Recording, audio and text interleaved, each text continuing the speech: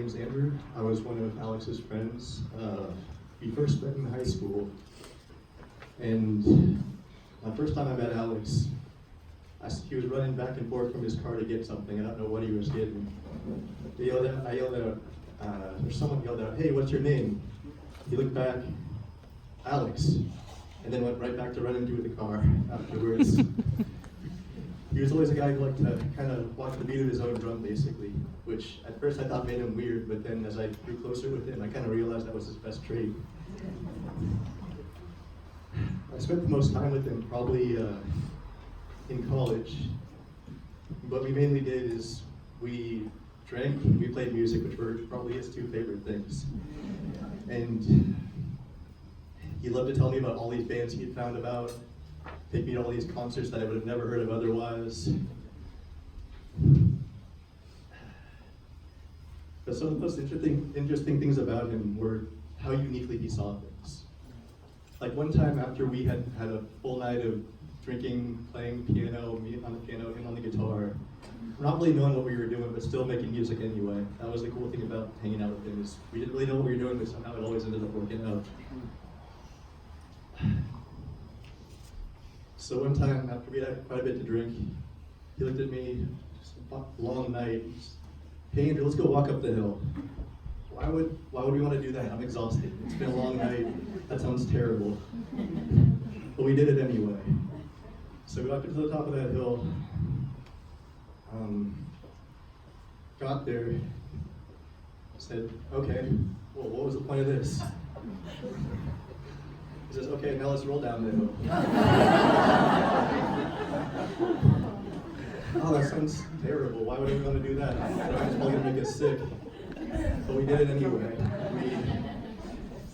We basically raced to the bottom, and I hadn't felt like a kid in a very long time before then. And that's how we always did, is just kind of knowing what the right thing to do without even thinking about it.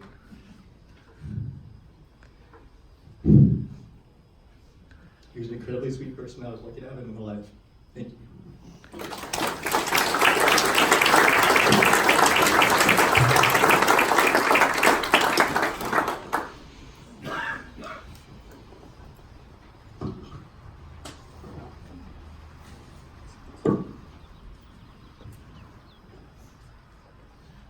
My name is Beth. I'm sure many of you sitting here could tell stories about your interactions with Alex around town, because we'd see him walking along Grant and lingering over at Watts with Darren and Copperfield and Pete's.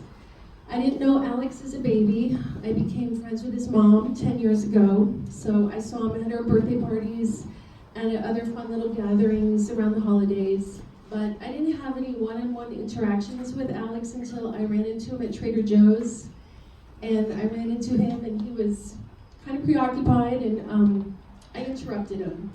And he seemed a little anxious and in a hurry, and for whatever reason, I was like, "Sorry dude, you've got to talk to me. Like, I just want to check in with how you're doing. Not that I'm going to report back to your mom or anything, but I got into this like church lady vibe, like, how are you?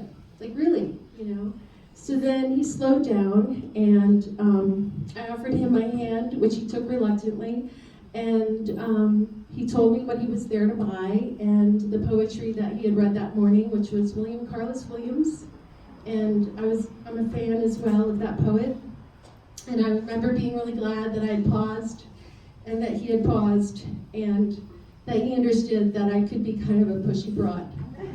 Because I'm from New Jersey, and his mother is from Brooklyn and Long Island, and I'm sure that he not only understood, but on some level expected it from me.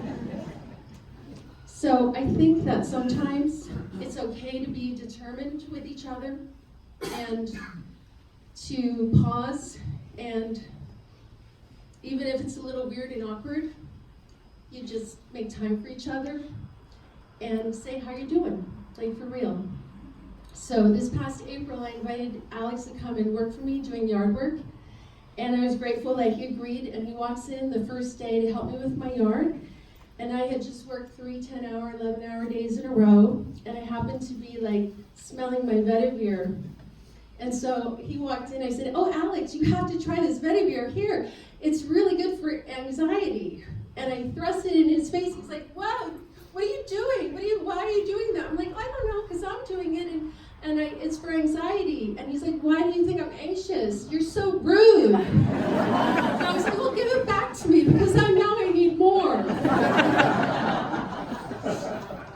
And so I kind of, we calmed down, and I said, "Well, look, I just happen to be, I love my essential oils, and I'm doing my Vetiver, and this is your anti-anxiety, and I'm going to make you some, and you can take with it. I'm not making any assumptions, but I'm sorry if I was rude." And then he took it, and 2 days later I got a text, "Beth, what's that essential oil that you offered to me? What do you call it again?"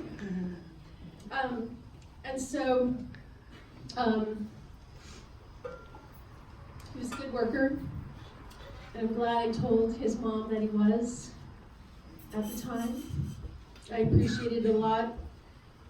And then Alex and I started doing lines. I was preparing for a one-woman show that I was doing Running called lines. Proceed to the Root. Running lines, to clarify. And that's about my search for God.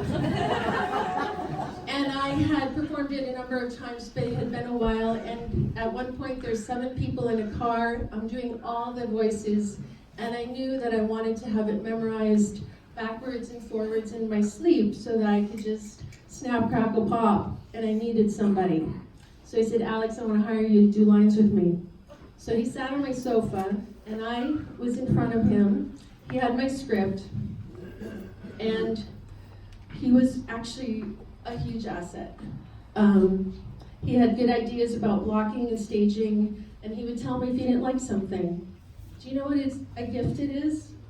To tell somebody that you care about that you don't like something? It's so easy to go, "It's fine." But it's actually great caring to say, "You know what, I think it could be better." And at one point I said, "Alex, you know what, you are really good at this." And he said, "I know." I was like, "Right on, dude.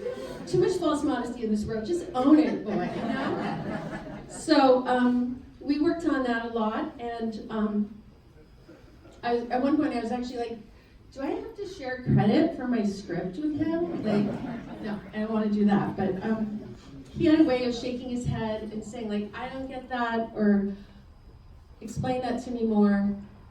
And he was good at the form. So at one point near the end, because we worked for several weeks actually, several times every week, and I said, "Okay, so I like it, you've helped me with the form a bit, but I want to ask you, what do you think of the content? Proceed to the root. The search for God." And he was like, "It makes sense. Makes sense to me, I get it." I was like, "Okay, it makes sense to an atheist." I'm really happy about that. That really makes me feel good. I like that a great deal. I actually always hold that in my heart. Now, the series of events that brought us to this moment don't make sense, but I believe the universe is both random and ordered, both nonsensical and full of good sense. Actually, I wore a lot of my makeup so that I wouldn't cry. Like I can't.